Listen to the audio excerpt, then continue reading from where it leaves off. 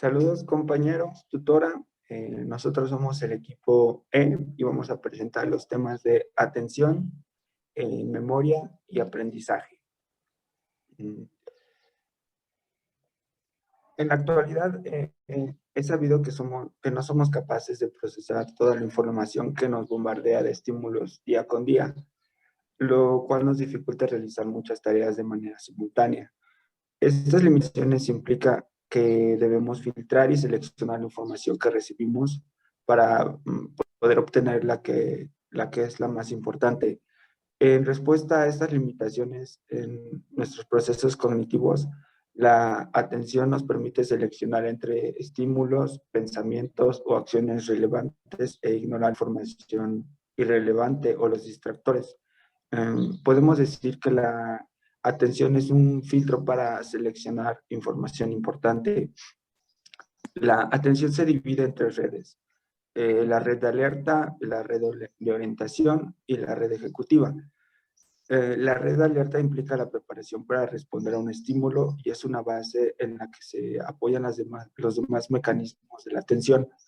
La red de orientación determina cuáles son los estímulos en los que se va a depositar la atención y cuáles estímulos van a ser ignorados.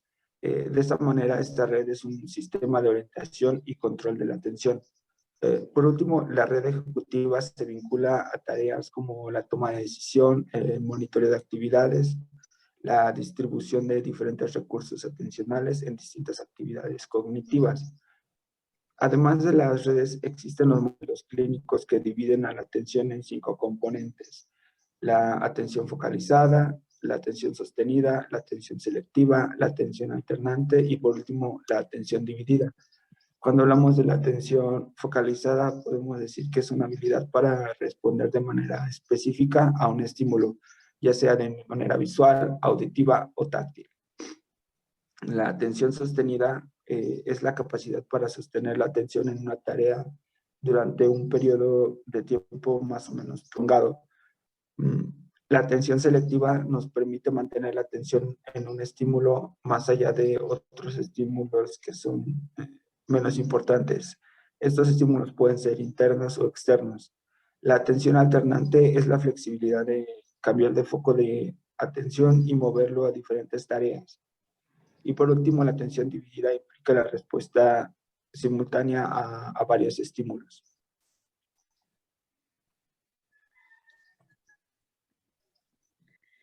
Como bien se mencionó, la atención es uno de los procesos necesarios e indispensables en la conducta del ser humano. En este proceso interviene también el sistema nervioso, de dos modos, de manera cognitiva y de manera fisiológica.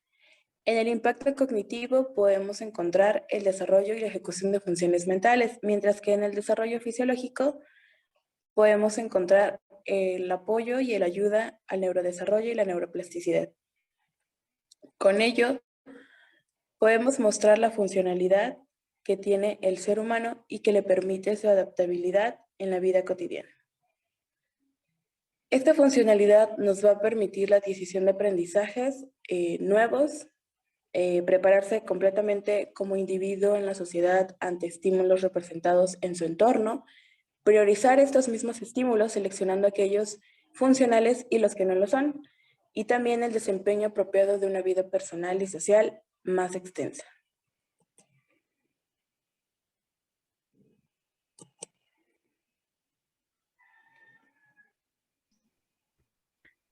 Nuevamente, según el análisis llevado a cabo, ¿en qué tipo de atención o niveles atencionales ubicarías el déficit primario o básico en la heminegligencia? Antes de responder esta pregunta, tenemos que saber qué es la heminegligencia. La heminegligencia es la afección que consiste en la capacidad para presentar atención a estímulos sensoriales en la región contralaterales al hemisferio dañado por un accidente cerebrovascular, ignorando los distintos estímulos que se presentan en esa porción de espacio. Los niveles atencionales ubicados en el déficit primario o básico en la heminegligencia son la atención enfocada y la atención selectiva. La atención enfocada es la habilidad de responder específicamente a distintos estímulos visuales, auditivos o táctiles. La persona debe de atender a una sola fuente de información e ignorar todos los demás estímulos. Ese nivel se entrena generalmente en pacientes que han tenido alteraciones en los niveles de conciencia. El paciente alerta, pero con déficit de atención o inatentos, no es capaz de filtrar los estímulos irrelevantes y por lo tanto se distrae ante estímulos externos, como puede ser el sonido, el movimiento, estímulos visuales, etcétera, que, que ya sea pues que ocurre a su alrededor. Ah, atención selectiva. El término de atención selectiva alude al proceso por el cual se les da prioridad a alguno elemento sobre otros. La atención selectiva se refiere a la habilidad para elegir los estímulos relevantes para una tarea, evitando la distracción por estímulos irrelevantes.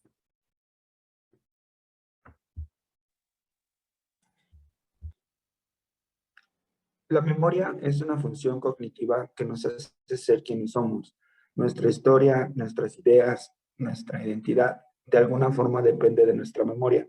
Cuando hablamos de memoria, nos referimos a varios procesos, como la adquisición, la codificación o el almacenamiento. La distinción más importante en el proceso de la memoria ocurre entre la memoria a corto y a largo plazo. La memoria a corto plazo hace referencia a la información que se mantiene aproximadamente durante un minuto. Por otro lado, la memoria a largo plazo se refiere a la información almacenada de manera estable en el tiempo. La memoria a largo plazo cuenta con dos modalidades. Una es la memoria explícita, que a su vez se divide en memoria semántica y memoria episódica, y otra que recibe el nombre de memoria implícita. Esta corresponde a los condicionamientos, las habilidades, los hábitos y las destrezas que tenemos. De acuerdo al modelo propuesto por Baddeley y Hitch, la memoria a corto plazo se divide en 4 sistemas. El más importante es el sistema ejecutivo central, en el cual se coordina el bucle fonológico que retiene la información auditivo-verbal y la agenda bisespacial, eh, que es la que retiene las imágenes. Estos sistemas están en constante interacción. La memoria a corto plazo recibe constantemente información de la memoria a largo plazo, lo cual permite comprender más rápido. El canal que sirve de conexión entre estos tipos de memoria tiene el nombre de buffer episódico. Por último, la memoria semántica pues, es un archivo de la información que las personas tienen sobre el mundo y son como conceptos. Y la memoria episódica es la que contiene los hechos autobiográficos de las personas.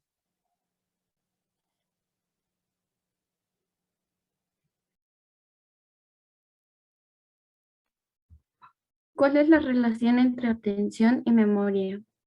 La atención es un proceso que permite filtrar información o enfocarnos en la información relevante de nuestro entorno.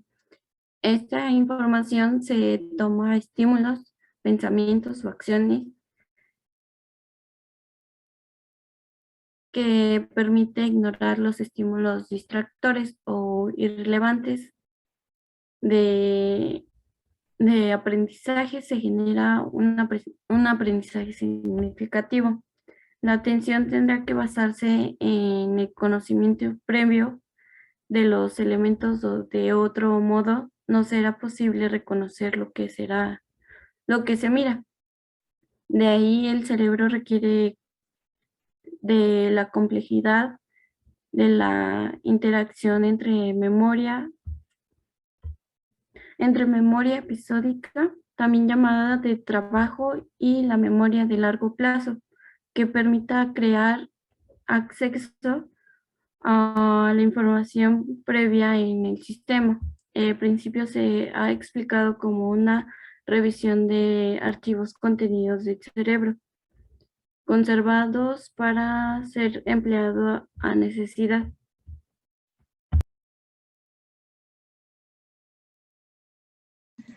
Ahora bien, vamos a hablar acerca de lo que es la amnesia anterógrada y la amnesia retrógrada.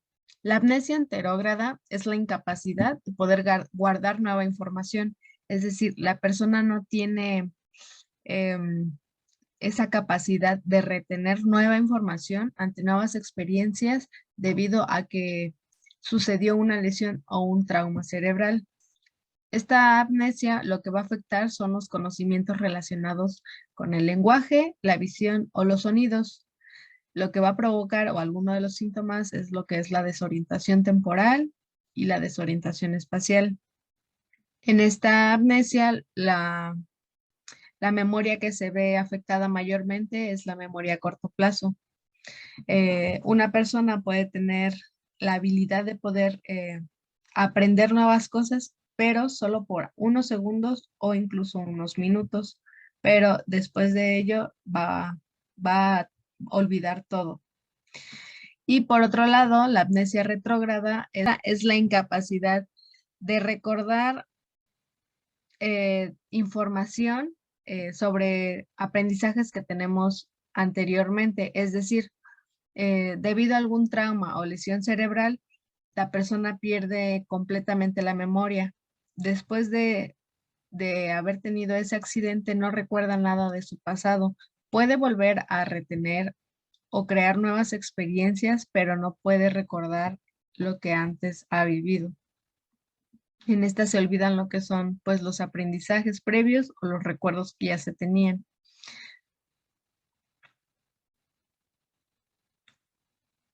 Por otro lado, tenemos lo que es el aprendizaje y la memoria y qué relación tienen. Bueno, la memoria es la capacidad o la función de consolidar, retener y codificar conocimiento. Por otro lado, el aprendizaje es la capacidad o la función de adquirir nuevos conocimientos para que la memoria pueda codificarlo, consolidarlo y recuperarlo. El aprendizaje, pues es la función también de tener que aprender nuevas cosas, como por ejemplo andar en bicicleta, aprender a nadar.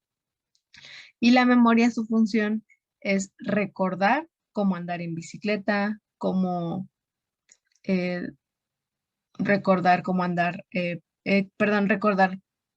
cómo nadar. Y bueno, estos dos conceptos están correlacionados entre sí, ya que ambos son como un apoyo mutuo o van de la mano para poder tanto aprender y consolidar ese aprendizaje.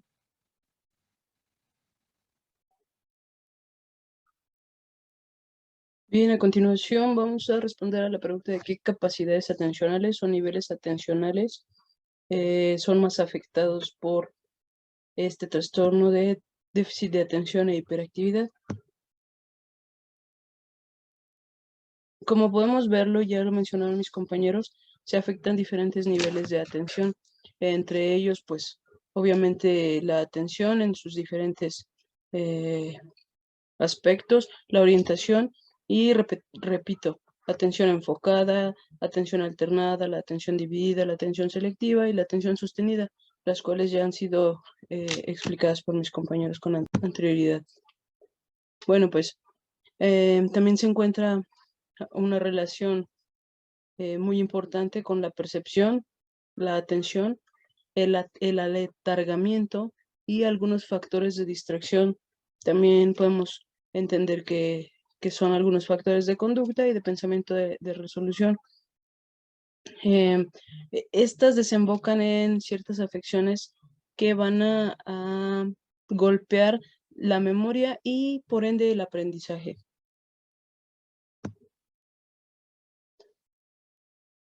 Bueno, es importante saber que el trastorno de déficit de atención es uno de los trastornos que mayor porcentaje de la población afecta sin ser atendida. La mayoría de las personas que presentan este trastorno viven una vida sin entender que están sufriendo de este trastorno. Uno de los aspectos más fuertes es que pues las personas que lo presentan padecen de un sufrimiento crónico. Esto es lo que más imposibilita una vida normal, digámoslo así. Al presentar esto, las personas presentan una dificultad en el manejo de su tiempo, de sus horarios y pues de su dinero. Al pasar todo esto, pues se cae en un sometimiento inconsciente, un sometimiento hacia la pareja que muchas veces decide lo que se va a hacer, cómo se va a hacer, a la familia, a las reglas familiares, y el individuo no es como tal autónomo. Entonces, es importante reconocer algunos de los rasgos desde pequeños para poder atenderlo de adultos. Uno de los rasgos que presenta pues es la hiperactividad, la cual con el paso del tiempo se va transformando en cierta inquietud que aún no se puede definir de alguna manera, pero es como cierta ansiedad o cierta intranquilidad que no deja a los individuos hacer una vida normal. Este trastorno de déficit de atención e hiperactividad va a golpear mucho los niveles atencionales que ya mencionaron antes mis compañeros. Repito, la memoria, la atención, la percepción y por ende el aprendizaje.